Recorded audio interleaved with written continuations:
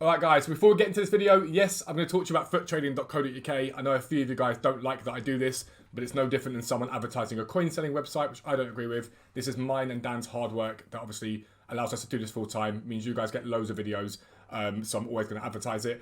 But futtrading.co.uk, last month we gave away a next generation console. We're looking to do that again this month. I will let you guys know details shortly. Just got to convince Dan basically. But £10 a month gets you access to tier 1 buy-in prices. That is icons, shadow specials, silvers and Thursday flips.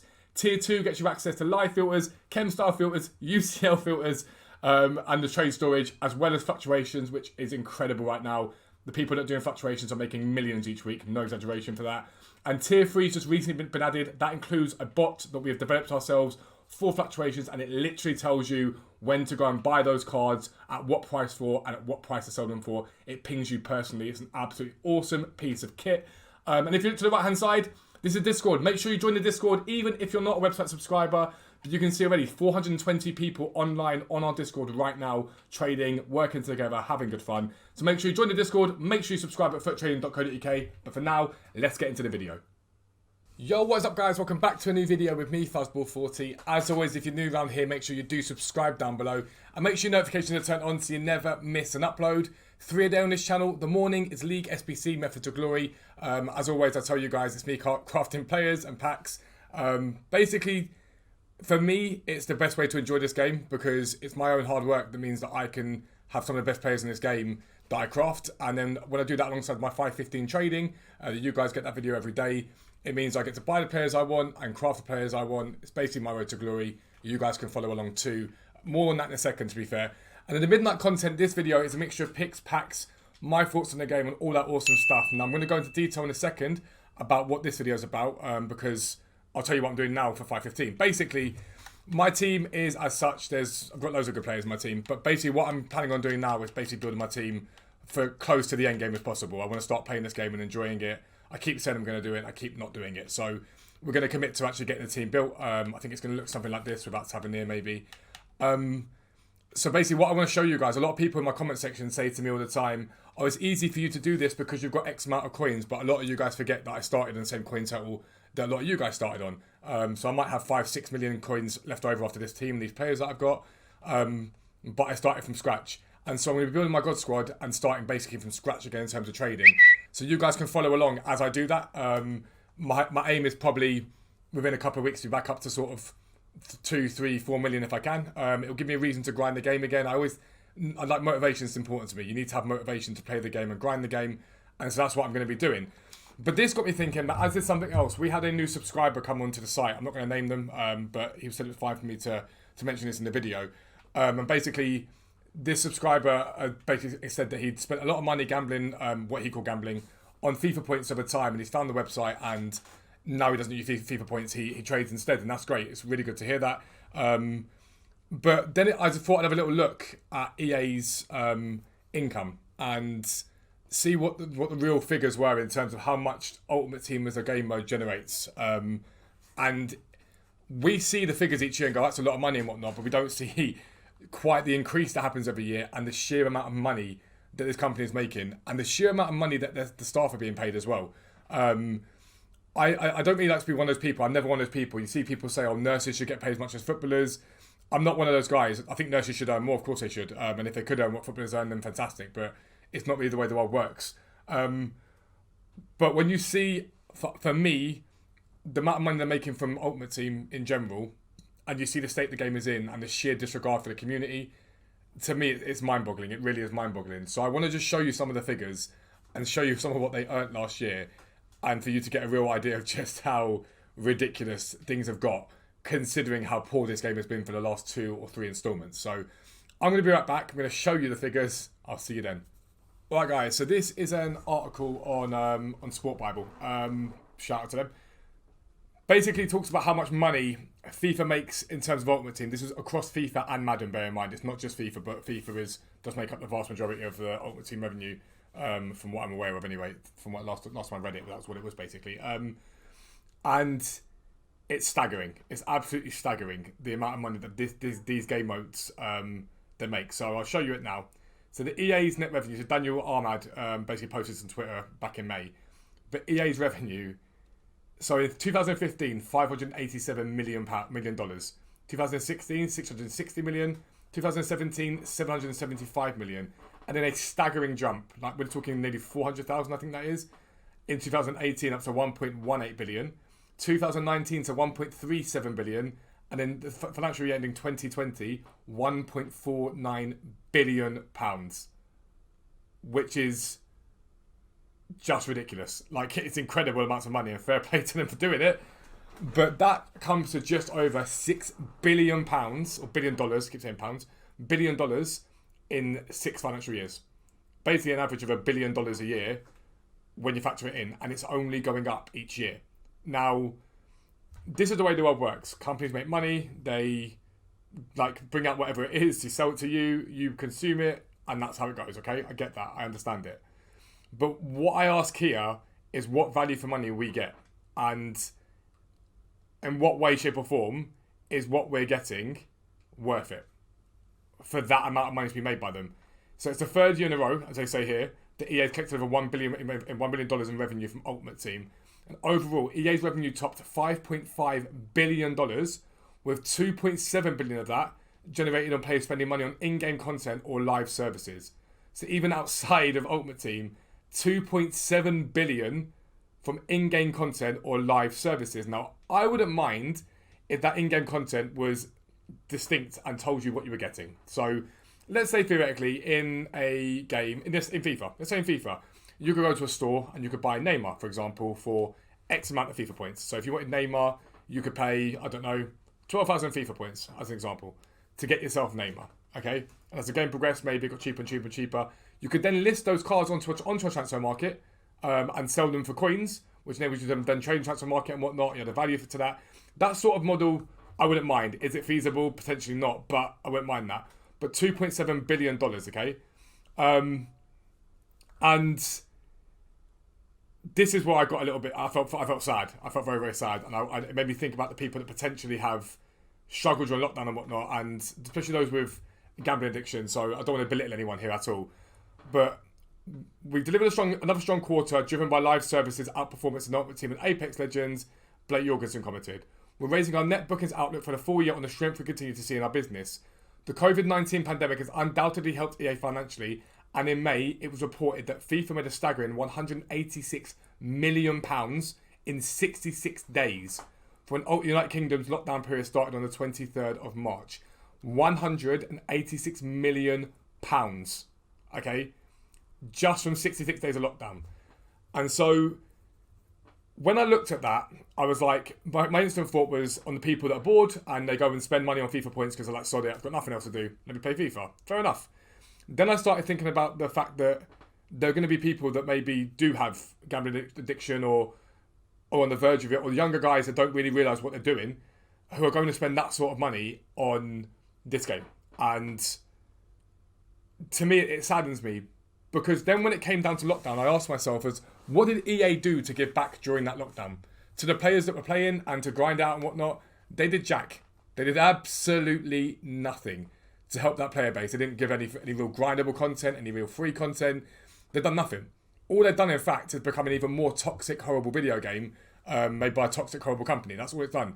They've literally looked for pure profit margin, as much money as possible. And I get it. It's a business. I understand it's a business. But plenty of companies can make money whilst being a half-decent company. Fortnite, for example. Fortnite don't always get it right. And I think they were better when they first came out than they are now.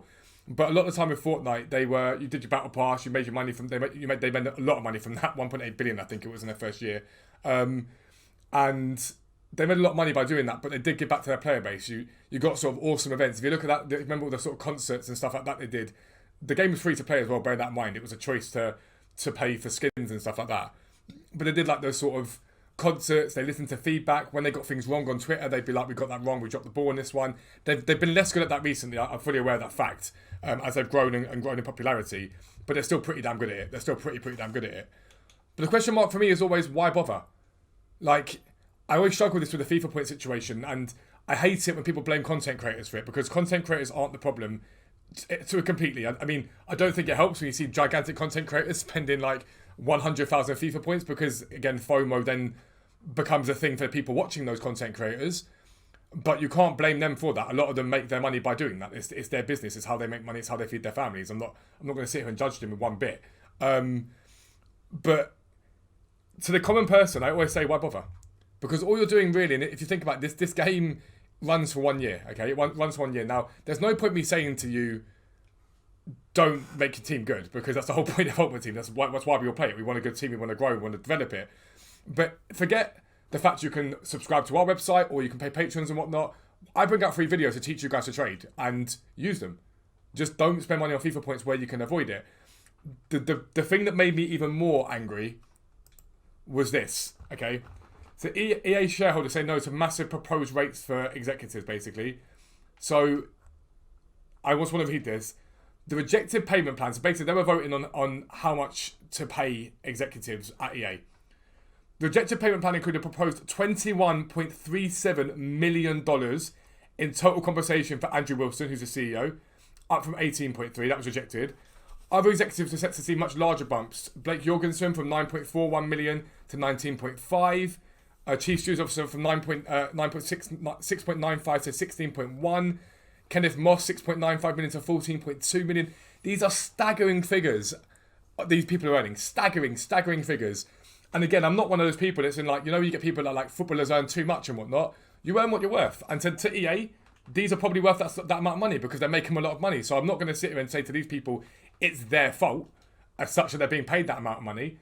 But when you're buying the stuff you're buying, the FIFA points you're buying and engaging in the stuff that EA want you to, these are people's pockets you're lining. That are the shareholders, forget these guys, the shareholders who are making even more money, fully.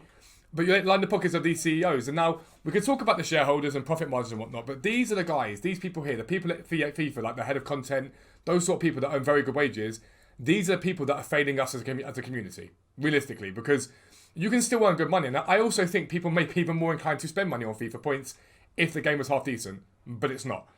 But these are the people that are basically have turned this game into the most toxic environment, which is pure, basically go out and spend money in this game to enjoy it.